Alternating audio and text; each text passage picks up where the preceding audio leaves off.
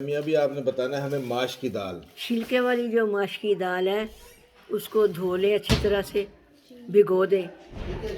जब भीग जाए तो उसका छिलका सारा उतार दे। ये तकरीबन आप कितने का बता रही हैं? एक आधा किलो? आधा किलो दाल। आधा किलो दाल। दाल ठीक है। उसका छिलका अच्छी तरह उतार दे। तो वो उसको कितनी देर भिगोएंगे? आधा घंटा भीगेगी तो खुद ही उतर जाएगा है? हाँ, तो मल मल मल मल के उतारना पड़ता है, वो उससे धोनी पड़ती ना। अच्छा, ठीक वो फिर है। छिलका आहिस्ता आहिस्ता निथार के उतारना पड़ता है। ठीक है। फिर वो सफ़ेद दाल निकल आएगी ना, तो सफ़ेद दाल को ना थोड़ा सा ये देचकी में पानी डाल के, तो उसमें पानी गर्म हो जाए तो दाल डाल दे।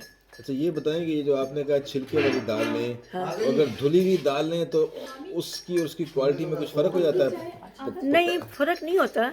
ये होता है कि वो छिलके वाली दाल जो है ना वो ज़रा अच्छी लगती है। तो उसमें ना फिर आप ये करें कि दाल को ना पानी डाल के ना थोड़ा सा चढ़ा दें, बहुत ज़्यादा नहीं। अच्छा अच्छा। और देखते रहें कि ज़्यादा ना गले। अच्छा, तो अब आपने आधा किलो दाल बताई, छिलके हाँ। उतार दिए, तो उसमें कितना पानी डालना है? मतलब देचकी में थोड़ा सा 1 गिलास पानी डाल दें, 1.5 गिलास पानी डाल दें, और पानी ज़रा गर्म हो जाए तो फिर दाल डालें। अच्छा, पानी गर्म होने के बाद दाल डालें। हाँ, ठीक है। और तो दाल फिर हल्की हल्की आग पे पकने दें, हल्की आग पे। हल्की आग पे। अच्छा, ठीक। ये देखते रहें कि दाल बहुत ज़्यादा ना गल जाए। ढक्कन नहीं देना चाहिए? नहीं, ढक्कन दे दें, लेकिन दाल को देखते रहें कि वो ज़्यादा ना गले। अच्छा उस दाल ऐसे फिसे ना, इस तरह। अच्छा। उसके बाद वो एक देचकी में, दूसरी देचकी में ना मसाला, प्याज, जिस तरह मसाला बनता, प्याज लाल करके, प्याज लाल करके, नमक, मिर्चें और हल्दी नहीं डालनी। तो इसमें क्या कुछ डलेगा? नमक, सुरख मिर्च? सुरख मिर्च डलेगी और धनिया डलेगा, हल्दी नहीं डलेगी।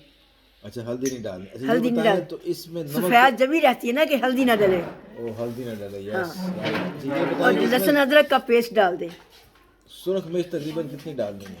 1 चम्मच। एक वही चम्मच। उसका एक ही चम्मच होता है वो सुरख मिर्च का। ठीक। 1 चम्मच वो, 1 चम्मच धनिया, नमक जितना डालना है। अच्छा। और लहसुन अदरक का पेस्ट ज़रूर डालना है, लहसुन अदरक का पेस्ट जरूर वो डालें। ये ज़रूर डालना है। ठीक है। इसको अच्छी तरह भून ले, मसाला भून ले। और जब दाल देखें दाल में ऐसे फिसे ना, ठीक है। सख्त रहे थोड़ी सी दाल, ठीक है। तो वो दाल जो है पानी निकाल के उसका, या कोशिश करें कि पानी खुश्क ही हो जाए उसका। तो फिर ढक्कन हटा दें उसको? हाँ, ढक्कन हटा दें, पानी उसका खुश्क हो जाए तो वो दाल जो है मसाले में डाल दें। अच्छा, दाल मसाले में डाल तो दें। हल्की आग के ऊपर रख दें। वो मसाला जब उसमें नमक मिर्च रचेगी तो बहुत मज़े की दाल हो जाएगी।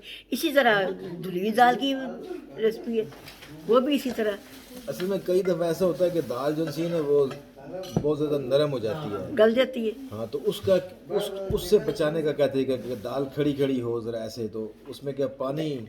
नहीं, वो फिर पानी का ही होता है ना। अगर मैं तो ये धुली हुई दाल भी जो होती है थोड़ी देर पानी में उबाल लेती हूँ, तो देखती ना कि सख्त रहती है तो फिर मैं मसाले में डालती हूँ।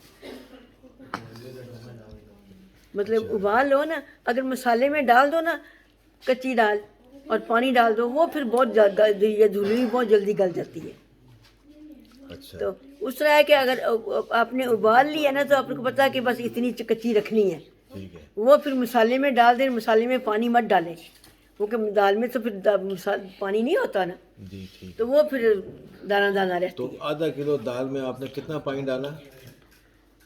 आधा किलो दाल में आप ये 1 मग पानी का डाल देना। दिखा तो दें वो, ये मग कितना? हाँ, ये दिखाएं मग, उठा के दिखाएं ताकि पता चल जाए। इतना बड़ा मग डाल इतना दें। मग, ठीक है। ठीक। ये पानी का डाल दें और वो उसी में ना पक जाएगी।